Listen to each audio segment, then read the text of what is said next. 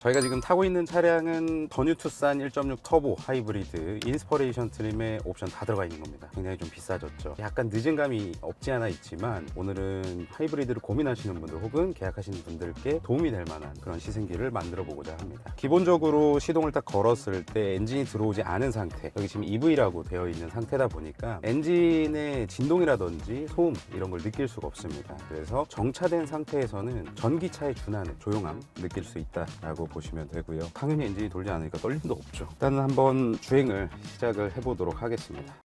제로백이라고 하기도 좀 그렇지만 이제 어느 정도 튀어나가는지 말씀을 드려볼게요. 지금 성인 남자 3명이 타 있고요. 드라이브 모드는 에코 모드입니다. 풀악셀을 밟았고요.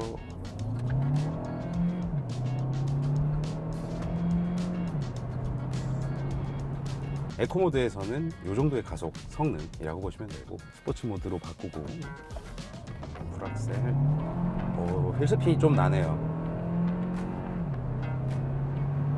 에코랑 스포츠와의 간격이 좀 커요. 확실히 RPM을 공격적으로 쓰거든요, 스포츠 모드에서는. 특히나 투싼에서 더 그런 것 같아요. 다른 소렌토나 산타페, 카니발 똑같은 1.6 터보 하이브리드인데도 불구하고 RPM을 더 적극적으로 써주는 느낌, 이런 느낌이 있습니다. 이 정도의 가속감이라고 봐주시면 될 것 같고요. 하이브리드는 특히나 요즘 나오는 1.6 터보 하이브리드 스타리아 제외하고 회생제동이 다 들어가 있습니다. 그래서 왼쪽 패들 시프트 에코 모드일 때 한 번씩 당겨주시면 1, 2, 3단계로 조절할 수가 있어요. 3단계에서는 엑셀에서 발을 뗐을 때 지금 딱 이 정도의 감속, 그리고 2단계에서는 속도 30 정도에서 발을 뗐을 때 이 정도의 감속, 그리고 1단계에서는 30에서 발을 뗐을 때 이 정도의 감속. 굳이 사용하신다고 하면 1단계 정도로 사용하시는 게 좋을 것 같고요. 2, 3단계는 엑셀에서 발을 떼고 한 타이밍 정도 늦게 감속이 들어옵니다. 이런 것들은 자칫 위험할 수 있는 상황을 발생시킬 수 있으니까 1단계 정도 사용하시면 될 것 같고요. 자, 왼쪽 패들 시프트를 이용해서 수동으로도 조절할 수 있지만 오른쪽 패들 시프트 길게 당기고 계시면 이 오토 회생제동이 이제 또 실행이 됩니다. 0, 1, 2, 3단계 이렇게 실행이 되는 거고요. 주변의 차량의 환경이나 차량의 속도 이런 것들하고 연동이 돼서 알아서 이제 조절하는 건데, 오토 1, 2, 3단계에 따라서 숫자가 높아질수록 오토라고 하더라도 감속의 정도가 조금 더 높아집니다. 기본적으로 0단계까지 하면 총 8단계의 회생제동을 조절할 수 있는 거죠. 하이브리드는 아무리 뭐 생각해도 연료 효율을 좀 중요시 하다 보니까 이렇게 회생제동을 좀 적극적으로 사용을 하시면 연비를 상당히 높게 가져가실 수 있다라고 생각이 듭니다. 처음에 투싼이 나왔을 때 항상 이제 잘 팔리는 차들은 욕을 많이 먹습니다. 무조건 욕을 먹어요. 페이스리프트가 됐음에도 불구하고 방향지시등은 그대로 내려앉아 있냐, 너무 낮다, 이게 지면에서 60cm가 안 된다 하더라고요.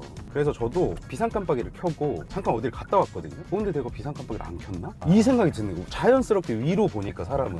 그래서 그런 것들, 뒷차의 정확한 정보를 잘 전달 못하는 것 같아가지고 그런 것들을 왜 안 고쳐줬을까, 저 또한 그렇게 생각합니다. 방향지시등은 좀 올라와 있어야 보기 편하거든요. 직접 운전하는 사람은 모르겠지만 뒤에 따라가는 차량들 같은 경우에는, 특히나 높은 차량이 따라오면 방향을 어디로 가는지 알 수가 없어요, 보이지 않기 때문에. 이런 것들은 좀 바꿔줬으면 좋았을 텐데, 이런 아쉬움이 남기도 하고요. 요새 소렌토 산타페가 있는데 투싼을 왜 사야 되냐라고 궁금해하실 분들도 있어요. 많이 고민하실 겁니다. 근데 소렌토랑 산타페는 크기도 너무 커졌고 패밀리카 느낌이 강해요. 아빠차? 그렇죠. 그래가지고 예를 들어서 투싼 인스퍼레이션 트림 기본에다가 이렇게 보다 보면은 가장 하위 트림, 산타페나 소렌토 가장 하위 트림 가격이랑 얼마 차이는 안 나거든요. 근데 그렇게 하다 보면 한도 끝도 없잖아요. 우리 예를 들어서 가격의 마진 노선을 딱 정해놨다라고 하면 투싼에서 이제 딱 멈추셔야 되고, 차량의 크기에 따라서 운전하는 질감 자체가 다릅니다. 파워트레인은 똑같은데. 그래서 공차 중량이 가볍기 때문에 치고 나가는 게 훨씬 더 경쾌해요, 에코 모드에서. 그래서 답답함이 좀 덜 하실 겁니다. 소렌토나 산타페 같은 경우는 차는 무거운데 파워트레인은 똑같다 보니까 약간 불만 아닌 불만 있으실 수도 있어요. 특히나 저속에서 경쾌함이 굉장히 중요하거든요.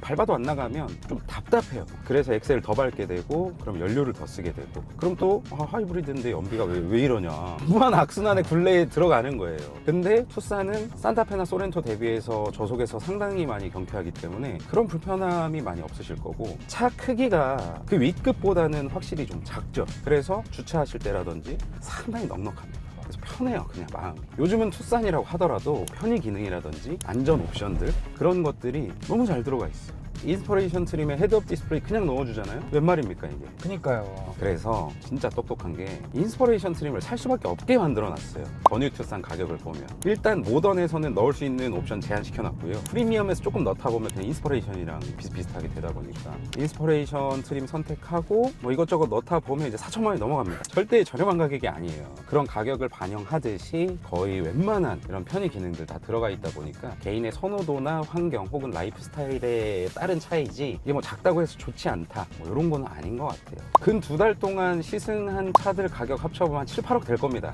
다 이제 타봤었는데 특히나 뒷자리가 X5보다 넓지. 네, 훨씬. 깜짝 놀랐어요. 저희도 원래 말씀드리잖아요. 외관은 커 보이는데 수입차들은 실내는 좀 작아요. 특히나 2열 같은 경우에는. 근데 국산차는 2급만 돼도 X5보다 2열은 큽니다. 그래가지고 2열에 뭐 아이를 태우신다든지 친구들 타도 그리고 우리 옆에 있는 PD 타도 충분해요. 리클라이닝도 되잖아. 그게 좋아요. 각도 조절이 되는 거. 생각보다 많이 되더라고요. 생각보다 많이 됩니다. 물론 옵션이긴 하지만은 2열에 열선도 들어가 있고 이런 것들이 좀 참 알차게 구성 잘 해놨어요. 그래서 어떤 트림에 어떤 옵션을 선택하면 좋을까 요거는 영상을 따로 좀 내보내드리도록 하겠습니다. 그 다음으로는 하이브리드를 꼭 사야 되냐, 주변에서 하도 하이브리드 하니까 나도 모르게 하이브리드를 계약하시는 경우가 있습니다. 1년에 10,000km 타신다고 하면 12년 타야 차값을 메꿀 수 있어요. 그리고 1년에 20,000km 타면 6년 3개월인가를 타야 돼요. 그러니까 제가 추천드리는 건 1년에 예를 들어서 2만 미만이다 라고 하면 그냥 가솔린을 사셔도 괜찮을 것 같다는 생각이 듭니다. 25,000 정도를 타신다 1년에. 그렇다고 하면 하이브리드를 조금 고려해 보셔도 괜찮을 것 같고요. 한편으로는 좀 극단적이죠. 나는 더 주고 사도 돼, 다만 유지비를 좀 줄였으면 좋겠어 라고 한다면 하이브리드 추천드립니다. 그래서 종합해 봤을 때는 그냥 너무 무리해서 하이브리드를 사진 않으셨으면 좋겠다 라고 말씀을 드리는 거예요. 그렇다 보니까 하이브리드를 사시는 분들도 있고 이렇게 좀 천천히 다니잖아요. 지금 연비 35.3짜리 이게 뭐예요? 계속 EV 모드로만 가는 거죠. 왜냐하면 배터리의 충전량이 충분하기 때문에 엔진이 들어올 필요가 없다라고 차가 알아서 판단을 하기도 하고 지금 5km 탔거든. 아마도 일반적으로 가깝게 출퇴근하시는 분들은 이게 일상일 겁니다. 다음으로는 디자인. 일단 넓어요. 편합니다. 끝 아니야? 이게 제일 중요해요. 탔을 때 어디에 제약이 없고 편하냐라고 여쭤보셨을 땐 예, 편합니다. 더 이상 뭐 얘기할 게 없고요. 가장 좀 편하다라고 느끼는 건 기존에 이제 버튼식 기어에서 이렇게 컬럼식 기어로 바꾸다 보니까 여기에 진짜 가방을 넣어도 될 만큼 그런 공간이 생겼어요. 플로팅 타입으로 돼 있다 보니까. 그래서 수납 공간들이 넓어진 것들 너무나 좋고요. 조석 앞에 저런 트레이 같은 것들 너무 편하죠. 편해요. 그런 것들은 되게 사소해 보이지만 누군가가 딱 탔을 때 여기에 이제 핸드폰이나 지갑 같은 거 혹은 담배 같은 거 올려놓으실 때 그런 것들 올려놓으실 때 상당히 편하다라고 볼 수가 있습니다. 자, 그럼 이렇게 딱 탔을 때 승차감이 어떠냐? 제일 중요합니다. 우선 전반적인 승차감은 부드럽지 않아요. 탄탄합니다. 딱딱한 게 아니라 탄탄. 탱탱공이라고 하면 너무 또 튀는 것 같고 뭐라고 해야 될까? 그 스쿼시공 아시는 분들 아실 거예요. 스쿼시. 탄탄한데 계속 튀진 않잖아요. 스쿼시공은 그런 승차감? 한동안 국산차가 푹신푹신함을 주로 세팅했을 때가 있었습니다. 그 시절의 차량을 좋아하셨던 분들은 그렇게 좋아하진 않으실 텐데 요즘은 그런 차가 없어요. 생각보다. 진짜 없습니다. 기본적으로 좀 탄탄한 세팅을 했다라고 보시면 될 것 같아요. 하지만 그렇게 탄탄하게 세팅했음에도 불구하고 뭐 저속에서는 방지턱을 예로 들자면 넘고 떨어지는 그런 과정, 일련의 과정에서의 승차감 굉장히 좋다라고 보고요. 다수가 좋아하도록 세팅을 잘한 것 같아요. 그리고 상용차들이나 혹은 우리가 흔히 타는 이런 차들 세팅하면서 그동안 피드백이 계속 있잖아요. 그걸 반영을 하면서 이게 접점을 잘 찾아놓은 느낌이에요. 맞아요. 차량을 바꿔서 타보다 보면 요즘 차들 다 좋다 그런 거밖에 느낄 수가 없어요. 그러니까 목적에 맞게 잘 만들어놨다. 엔진이 들어온 상태 지금 주행을 하고 있거든요. 근데 진동, 떨림, 소음, 불쾌감 있냐? 없어요, 이 정도는. 예전에는 하이브리드라고 하면 이제 엔진이 붙을 때 좀 울컥거린다든지 그런 것들이 좀 있다라고 아직도 알고 계시는 분들이 있는데 요즘 이 현대자동차의 하이브리드, 기아도 마찬가지지만 엔진이 붙을 때 이질감이라든지 불쾌함, 불편함 이런 게 없어요. 구조적으로 그렇게 만들어 놨고요. 엔진의 회전수가 완전히 동일할 때 맞물리기 때문에 걱정을 안 하셔도 될 것 같습니다. 주변에 투싼 사신 분들 여쭤보면 좀 있을걸요? 아, 너 편해, 좋아 이렇게 대부분 말씀하실 겁니다. 그만큼 무난무난해서 별로 드릴 말씀이 없지만 드릴 말씀이 없다라는 거는 전반적으로 이제 만족스럽다는 거예요. 예를 들어서 차가 너무 스포츠성을 지향해서 딱딱하다거나 그럼 할 말이 많습니다. 그런 것도 아니고 그렇게 막 물렁해서 롤이 심하다거나 그런 것도 아니에요. 그래서 전반적으로는 이 정도면 됐다, 충분하다라고 말씀을 드릴 수가 있고, 변속기 6단 맨날 욕을 먹지만 신경 쓰입니까? 이걸로 이렇게 밟을 일도 많이 없어요. 예전에 2.4 하이브리드는 이제 튕기는 게 좀 있었는데, 튕기는 게 1.6 터보 하이브리드에는 이제 없다 보니까 출발했을 때 그런 불쾌함은 전혀 없고요. 스포츠 모드에서도 또 나름 적극적으로 RPM을 이렇게 써주고 변속도 제법 해주거든요. 물론 뭐 ZF 뭐 이런 건 기대하지 마시고, 전반적으로 변속기에 따른 불편함이나 변속기가 승차감을 해치는 것들은 없다라고 생각이 듭니다. 시트를 또 말씀드려보면 천연 가죽이거든요. 뭐 나파 가죽이나 좋은 가죽들 많지만 그런 거는 이제 비싼 차에 들어가 있는 거고, 그리고 이렇게 액티비티를 또 많이 하실 거잖아요. 액티비티 많이 하시는 경우에는 이런 가죽들이 항상 맞다라고 말씀을 드립니다. 각자 가죽의 특성이 좀 다르죠. 이런 가죽들은 이제 잘 안 울어요. 근데 급이 높아질수록 이제 또 잘 옵니다. 또 그래서 그런 것들 하나 참고를 해주시면 좋을 것 같아요. 다만 아쉬운 거는 높은 트림의 옵션을 다 박아도 시트가 8방향밖에 안 움직입니다. 그래서 요추 받침대가 앞뒤로밖에 안 돼요. 그러니까 위아래로 좀 되게 만들어줬으면 좋았을 텐데 여긴 또 아예 없어. 없어요. 요추 받침대가 운전석에만 있고 조수석에는 없습니다. 리렉션 컴포트 시트는 빠졌지만 워킹 디바이스는 또 들어가 있어요. 2열에서 버튼을 통해서 조수석의 등받이 각도를 세우거나 눕힐 수도 있고요. 앞뒤로 이동시킬 수도 있습니다. 탑승 공간을 조금 더 확보를 해줄 수가 있는 거죠. 서울 가속도 예를 들어서 한 요 정도 70 초중반의 속도에서 엑셀을 지금 다 밟았습니다. 이 정도의 가속 정도 보여드릴 수 있을 것 같고요. 엑셀 다 밟는 거 말고 지그시 밟았거든요. 지금 한 70% 정도. 처음 엑셀 반응이 한 통 늦네요. 늦게 와, 에코 모드에서. 근데 스포츠, 되게 즉각적이네. 스포츠로 바꾸면은 즉각적으로 이제 들어옵니다. 풀악셀이에요 지금. 130 정도면 추월하시잖아요, 맞죠? 다시 에코 모드로 넣고 이 정도의 추월 가속. 180마력의 엔진이랑 모터가 합쳐져서 총 합산 마력으로 하면 235마력 정도 됩니다. 30토크가 넘는 그런 출력을 가지고 있는데요. 235마력 정도면 충분합니다. 걱정 안 하셔도 돼요. 브레이크는 어떠신가요? 브레이크의 담력이 조금 세게 들어와요. 약간 기아 스타일 같은데 한 이 정도만 기울이면 진짜 살살 들어오거든요. 근데 그렇게 살살 들어오게 밟으려면 저는 발목이 좀 아프더라고요. 신경 써서 밟아야 되니까. 근데 조금만 이렇게 밟아도 그러네요. 확 들어오네요. 이렇게 초반 담력이 세구나. 초반 담력이 세요, 이 투싼은. 원래 현대자동차 특징 자체가 이제 누르면 누를수록 조금씩 들어오거든요. 근데 이 투싼은 안 그래요. 적응 아닌 적응을 좀 하셔야 되는 그런 브레이크고요. 투싼을 지금 3일째 타면서 제일 좀 인상 깊은 게 직진할 때 있잖아요. 핸들이 너무 안정적이에요. 안 움직여 잘. 그리고 스포츠 모드 넣으면 더 이제 무거워져요. 이런 것들. 그리고 요 드라이브 모드 마이 드라이브 가잖아요. 그럼 여기 베이비 파워트레인이 있거든요. 뭐예요 그건? 이게 아이를 태우거나 혹은 뭐 반려동물 태웠을 때 부드럽게 운전해야 되잖아. 그래서 부드럽게 들어오는 거야. 이거 산타페 소렌토에는 없어요. 여기에 처음 들어온 거예요? 여기에만 있어 이게. 베이비. 그래서 아이 있는 집들은 아마 이렇게 세팅하시고 마이 드라이브 모드로 운행하시면은 좀 더 편안하게 하실 수 있는 거죠. 이 베이비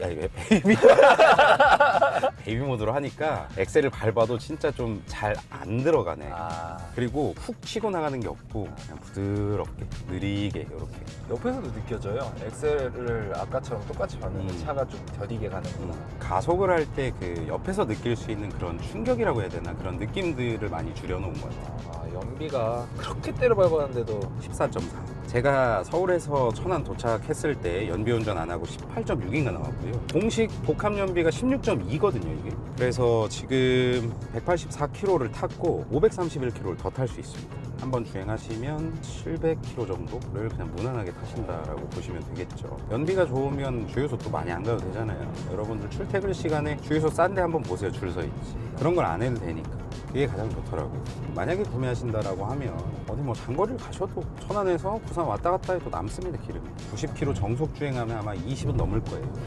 편의 장비는 헤드업 디스플레이가 가장 좀 특징이겠죠. 근데 아쉬운 게 이건 주변 차량을 표시를 안 해줘요. 그냥 헤드업 디스플레이만 나오고, 원래 요즘 좋은 차들에 들어가는 건 옆에 이제 박스 형태로 주변 차량들을 이렇게 보여주거든요. 근데 그런 게 없는 거예요. 그리고 스마트 크루즈 컨트롤. 진짜 특별한 게 많이 없어요. 있을 건 다 들어가 있는데 항상 말씀드리는 그런 기능들, 전방 거리 경고, 후방 교차 충돌 방지 보조, 주행, 주차하실 때 안전과 관련된 거 있잖아요. 사고를 줄여줄 수 있는 기능들은 다 들어갔다고 보시면 되고요. 더 이상 뭐 넣을 게 없어요. 현대자동차 그룹 안에서 더 이상 뭘 더 넣어드리고 싶어도 넣어줄 게 없다. 그리고 원격 스마트 주차 보조, 이게 진짜 옵션이긴 한데요. 무조건 넣으세요. 주차시킬 때도 그냥 키를 통해서 일직선으로 맞춰놓고 뒤로 넣을 수도 있고요. 그리고 주차돼 있는 차량 앞으로 뺄 수도 있어요.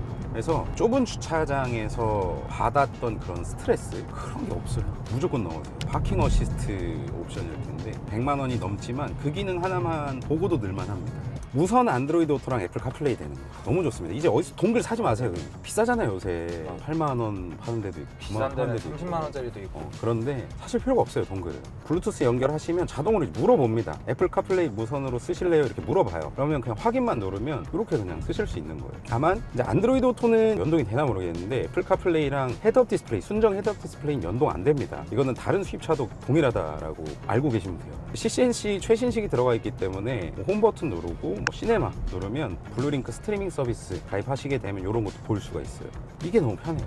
연결 속도도 무지하게 빠릅니다. 그리고 조금 아쉬운 건 이제 뒷좌석에 이제 통풍 시트 좀 아예 없는 거. 왜냐면 젊은 사람들도 많이 사잖아. 근데 없어 통풍 시트가.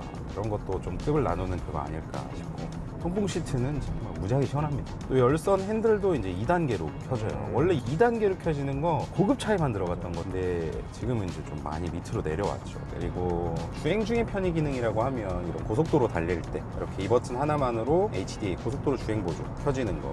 근데 차선 변경 안 됩니다. HDA2는 아니에요. 그리고 이렇게 가다가도 지금 핸들 이렇게 놓으면 잘 가긴 가요. 가긴 가는데 이게 토크 감응식이에요. 아, 이건 불편해요. 정전식이 아니에요. 이렇게 그냥 직진 오래 하잖아요. 이렇게 잡고 있는데도 잡으라고 해요. 그럼 이렇게 한 번씩 흔들어주고. 맞아. 그렇게 해야 인지를 합니다. 잡았구나. 그런 것들이 좀 아쉽다. 그리고 요런 거. 자동 내기 모드가 진짜 좋아요. 워셔액 쏠 때나 혹은 순정 내비게이션하고 연동해서 터널 들어가기 전이나 지금 여기도 아마 많은 데이터가 들어가서 이게 내기로 바뀐 것 같아요. 지금 좀 풀렸는데 냄새 많이 나는 곳들 있잖아요. 맞아요. 외부에서. 네, 그런 곳을 지나갈 때 자동으로 내기로 바꿔주고 이런 것들 너무 좋고 그 다음으로 이제 애프터블로 이제는 순정으로 들어가기 때문에 이제 에어컨을 자주 킬 계절이 다가오죠. 에어컨 막 켜고 운전하시다가 끄면 에바포레이터에 습기가 생기면서 균이 이제 생기게 됩니다. 그래서 냄새가 나는 건데 거기를 송풍으로 차가 알아서 쭉 말려주면서 냄새의 근본적인 원인이 생기지 않도록 좀 도와주는 거죠. 편의 장치는 스마트 크루즈 컨트롤부터 해서 뭐 여러 가지 말씀드렸지만 이것도 주요한 기능들만 그리고 제가 마음에 드는 기능들만 말씀드린 거지 한 번씩 찾아보시면 요새 영상들 너무 많이 잘 나와 있거든요. 보시면 요즘 차 진짜 잘 나오는구나 라고 생각이 드실 겁니다. 그리고 불만사항 하나 있다. 뭐예요? 2열 매트 움직이죠? 밀어봐요 살짝. 좀 그렇잖아요. 가격이 4천이 넘는데 매트에 고정고리 하나 없다는 게 저는 이해가 안 가거든요. 트림별로 빼던가. 인스퍼레이션 트림인데도 이게 움직인다는 게 말이 안 되거든요. 구매하시는 분들을 좀 서운하게 만들 수도 있는 그런 거라고 생각합니다. 그리고 앉아서 밀어보면 이 밀리는 거에 따라서 가운데도 막 이렇게 떠요. 맞아요. 그래서 안 이쁩니다. 짜증나요. 울기 때문에. 그런 게 단점이라고 볼 수 있고 고정 댓글 보시면 사실 수 있어요. 코너를 한번 돌아볼게요. 스포츠로 돌겠습니다. 핸들도 약간 무거워지고요. 적지 않은 속도인데 기울어지긴 하거든요. 그리고 제자리로 돌아왔을 때 이렇게 하고 잔 뒤뚱거림 같은 게 없습니다. 다시 왼쪽 갔다가 오른쪽으로 틀 때도 시트도 잘 잡아줘요. 볼스터도 잘 잡아주고 좀 속도가 많이 높으면 언더스티어가 나는 느낌이 나긴 하는데요. 그게 일반적인 속도는 아닙니다. 그러니까 저도 시험 삼아 한번 해본 거죠. 혼자 있을 때 그런 정도만 좀 특징이 있지 더 잘 돌려면 더 딱딱하게 세팅해야 돼요. 차를 딱 이 정도 예상할 수 있는 그런 코너링이라고 개인적으로는 생각합니다. 투싼 하이브리드 페이스리프트가 된 모델을 타봤습니다. 여러 가지 말씀드렸지만 전반적으로 좋다라는 말씀을 드리고요. 구매를 고려하시는 분들한테 이번 영상이 좀 도움이 됐으면 좋겠어요. 이미 계약하신 분들, 기다리고 계신 분들한테는 뭐 잘 결정하셨다라고 말씀을 드리고 싶고요. 그리고 이제 계약을 좀 알아봐야겠다, 견적 좀 알아봐야겠다 싶으신 분들은 고정 댓글 통해서 알아보시면 됩니다. 그러면 최고 혜택 준비한 분들이 여러분들한테 직접 연락을 드릴 거고요. 시승기뿐만 아니라 중요한 게 또 어떻게 저렴하게 사는 거잖아요. 그런 영상들도 따로 연달아서 제 채널에 올라갈 테니까 버튼에 기능 설명 영상도 올라갈 예정이니까 구독해보시고 하나하나씩 보시면 도움 되실 거라 생각합니다. 시청해주셔서 감사드리고 항상 건강하시길 바라겠습니다. 감사합니다.